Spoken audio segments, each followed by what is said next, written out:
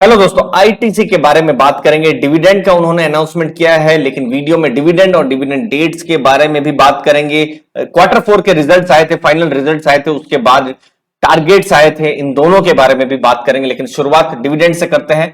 ₹6.25, ₹6.25 का डिविडेंड उन्होंने मतलब आईटीसी ने डिक्लेयर किया है और एक्स डिविडेंड डेट है 26 मई, जो कि सबसे इंपॉर्टेंट डेट है दोस्तों।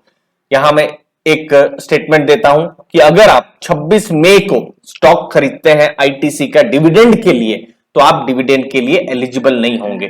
तो डिविडेंड के लिए एलिजिबिलिटी के लिए आपके पास स्टॉक 26 मई से पहले, मतलब जो 25 मई तक भी अगर आप स्टॉक खरीद रहे हैं तो आप डिविडेंड मिलेगा। और ऑलरेडी अगर आप समझ लीजिए लॉन्ग टर्म इन्वेस्टर है और आपके पास आईटीसी का स्टॉक है, 25 तारीख को भी है, आपने बेचा नहीं है 25 तारीख को, तो फिर तो आपको डिविडेंड मिलेगा ही। तो ये आपको ध्यान में रखना है। अब लेट्स से आप लॉन्ग टर्म के इन्वेस्टर है, अगर आप 26 मई को स्टॉक बेच देते हैं, ठीक है, तो भी आपको डिविडेंड मिलेगा। तो ये भी आपको ध्यान में रखना है।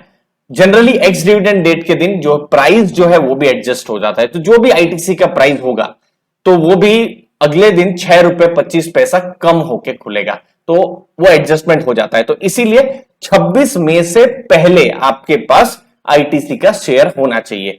फिर बाद में आपने 26 मई के बाद खरीदा या 26 मई को खरीदा या जून में खरीदा, आपको डिविडेंड नहीं मिलेगा। तो ये एक इंपॉर्टेंट चीज है, आपको ध्यान में बिल्कुल रखना है। अब रिकॉर्ड डेट है 28 में, लेकिन रिकॉर्ड डेट कंपनी के लिए है, आपके लिए इंपॉर्टेंट है एक्स डिविडेंड डेट, ठीक है। अब एजीएम जो होगा वो जुलाई 20 को होगा और कंपनी ने पेमेंट की भी बात कही है। एजीएम में ऑफिशियल डिक्लेरेशन होगा जो भी डिविडेंड है उसके लिए, और जो पेमेंट है इस साल जल्दी आ रहा है, जुलाई 22 से जुलाई 26, इसके बीच में पेमेंट भी हो जाएगा। तो इसीलिए मैं ये भी बोल रहा हूं कि अगर कोई इन्वेस्टर समझ लीजिए जून महीने में स्टॉक खरीदते हैं तो उनके लिए जो डिविडेंड है बिल्कुल उनके लिए नहीं होगा। तो ये आपको ध्यान में रखना है, 26 मई से पहले ही डिविडेंड की एलिजिबिलिटी है। तो ये मैं सिर्फ डिविडेंड के लिए ही मैं ये डेट्स आपको बता रहा था दोस्तों। तो इस बार का डिविडेंड ज्यादा है या कम है, तो देखिए इस बार टोटल 2 डिविडेंड आए हैं और दोनों डिविडेंड को अगर आप मिला दे तो ₹11.50 का डिविडेंड होता है। ₹6.25 अभी, और फिर आप देख सकते हैं फरवरी में ₹5.25 का डिविडेंड था।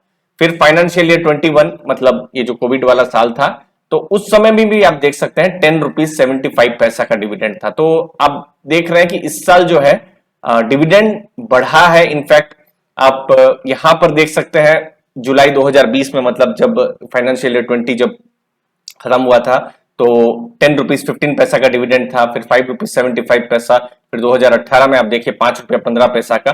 तो आप अगर आप 3-4 साल में देखेंगे तो डिविडेंड तो मतलब अच्छा खासा यहाँ पर डबल जो है बिल्कुल यहाँ पर बढ़ता हुआ दिखाई दे रहा है आईटीसी की तरफ से। तो इस बार टोटल शेयर होल्डर्स को डिविडेंड मिल रहा है ₹11.50 का। अब आपकी बाइंग प्राइस के हिसाब से है, जो आपको यील्ड जो है वो आपको मिलेगी उस हिसाब से, ठीक है। अब कैसा परफॉर्मेंस उनका रहा है और उसके बाद में टारगेट्स की तरफ जाऊंगा। तो यहां पर फाइनेंशियल ईयर 21 जो था, जो कोविड वाला जो साल था, तो 48,151 करोड़ का ग्रॉस रेवेन्यू था। और अभी जो फाइनेंशियल ईयर खत्म हुआ, मतलब अप्रैल 2021 से मार्च 2022, 59,101 करोड़ का, तो रेवेन्यू 22% बढ़ा है।